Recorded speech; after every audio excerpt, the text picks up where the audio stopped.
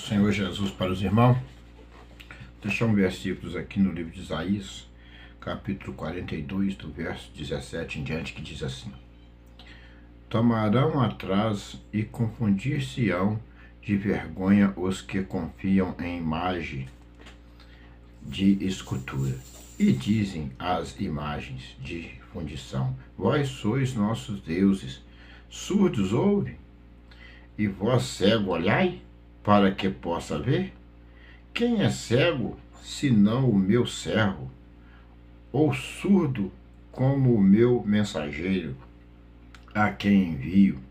E quem é cego como galardoado, como o galardoado é cego, como o servo do Senhor. Tu vês muitas coisas, mas não as guarda. Ainda que tenha os ouvidos abertos, não ouve. O Senhor se agradava deles por amor da sua justiça. Engrandeceu-o pela lei e fez glorioso. Mas este é um povo roubado e saqueado. Todos estão enlaçados em cavernas e escondidos nas casas dos cárceres. São postos por presa, e ninguém há que os livre. Por despojo, ninguém diz restitui. Quem há entre vós que ouça isto e que atenda, ouça o que há de ser depois? Quem entregou Jacó por despojo, Israel aos roubadores? Porventura não foi o Senhor, aquele contra quem pecaram, e nos caminhos do qual não queriam andar, não dando ouvido à sua lei? Pelo que derramou sobre eles a indignação da sua ira e a força da guerra, e lhe pôs labaredas em redor, mas nisso não atenderam, e os queimou, mas não puseram nisso o coração. Amados, observe o que o Senhor está falando aqui para nós humanos, tanto para a igreja dele, né, e para as pessoas que adoram a imagem de fundição. Olha aqui no 17. Tornarão atrás e confundir-se-ão de vergonha os que confiam em imagem de escultura, e dizem às imagens de fundição: Vós sois o nosso Deus. Então, aqui a Bíblia, em vários versículos, abomina a imagem de escultura, fundição. E eu vejo aí alguns católicos, algumas pessoas falam assim: essa imagem é uma foto não sei de quem, do seu Deus, não sei. Meu Deus, a Bíblia abomina, a Bíblia tem ira disso. Deus abomina a imagem de escultura. E abomina também quem pratica essa crença. Está destituído da glória de Deus. Então você tem que acordar, ler a Bíblia, crer na Bíblia, não é no que você quer fazer na sua tradição. Tradição não leva você a lugar nenhum. A Bíblia te leva diretamente no céu, te leva a Deus, te leva na Nova Jerusalém. A Bíblia é a bússola da salvação. Ao 18. Surdos ouvem, e vós, cego, olhai para que possais ver? Surdo ouve, e vós, cego, olhai para que possais ver? O Senhor está falando aqui das imagens.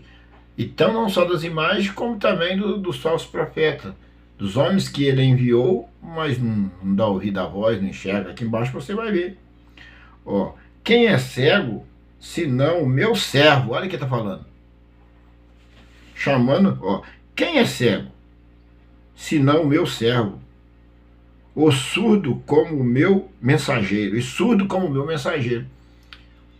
O Senhor está falando daqueles que ele chamou para fazer a sua obra, o seu servo, os mensageiros do Senhor, que eles andam cego, andavam e andam cego. Tem um chamado, mas andam, foram chamados, mas andam cegos. Aqui o Senhor está falando, não o mensageiro. Ó, a quem envio, e quem é cego como ó, a quem envio. E quem é cego como galardoador, e cego como o servo do Senhor. Então, ó, quem é cego senão o meu servo, ou surdo como o meu mensageiro? E quem envio? A quem envio? E quem é cego como o galardoador, e cego como o servo do Senhor? Então, o servo do Senhor, ele não pode ser cego. Ele tem que entender a palavra de Deus e obedecer. Por que ele anda cego? Porque ele não obedece. Aqui embaixo vai falar. Por que que o mensageiro do Senhor às vezes é cego? Porque ele ouve, mas não obedece. Se não tem obediência, anda cego. Olha o que fala mais embaixo. Tu vês muitas coisas, mas não as guardas. Então, não adianta nós ver tantas coisas dentro da palavra, ler, conhecer, mas não guardar. Nós temos que guardar a palavra do Senhor, mas não a guarda. Ainda que tenha os ouvidos abertos, nada ouves. Por quê? Você ouve aqui e já esqueceu ali na frente. A questão não é você guardar a palavra e obedecer a palavra de Deus. Saber que você não pode pecar, que você não pode cometer que delito, que esse delito é abominável aos olhos do Senhor. Ó, o Senhor se agradará deles por amor da sua justiça. Engrandeceu-o pela lei e o fez glorioso. Mas o Senhor, isso aqui foi no passado, o Senhor fez na vida deles. Mas este é um povo roubado e saqueado. Todos estão enlaçados em cavernas e escondidos nas casas dos cárceres. São postos por presa, ninguém há que o livre, por despojo, e ninguém a diz, restitui. Então, é um povo que está preso, foram roubados, saqueados por Satanás e estão presos em suas casas. Então o Senhor está falando claramente nas suas casas. Dos cárceres são postos por presa, e ninguém há quem o livre, por despojo, e ninguém a diz, restitui. Então, a Bíblia diz que eles viraram prisioneiro de Satanás, presos em suas casas. Ninguém as o livre da mão do diabo, e ninguém o restitui daquilo que eles perdem. Mesmo assim, porque essas coisas que a Bíblia está dizendo aqui são espirituais. Materialmente eles pensam que estão bem, mas no fundo eles estão despojados, presos, e não há ninguém que é o livre. Então, aquele que não obedece à palavra de Deus, ele está acorrentado, ele está preso, está em cárcere. Ninguém ao livre, e ninguém restitui a sua perca. Ó, quem há entre vós que ouça isto, e que atenda e ouça o que há de ser depois? Então, o Senhor está falando, quem há entre vós que ouça isto? Quer dizer, que eles ouçam, quem entre vós, quem entre os cristãos que ouça isto, e que atenda, que ouve e atenda, e ouça que há de ser depois, que entende o que há de ser depois, e que espera nós depois. Depois é o juízo, é a justiça de Deus. E se não estiver preparados, ficarão destituídos da glória de Deus, todos nós. Se nós não tivermos preparados, nós ficaremos destituídos da glória de Deus. Ó, quem entregou Jacó por despojo? Foi o próprio Deus. Israel ao roubador, porventura não foi o Senhor? Então, quem entregou Jacó por despojo?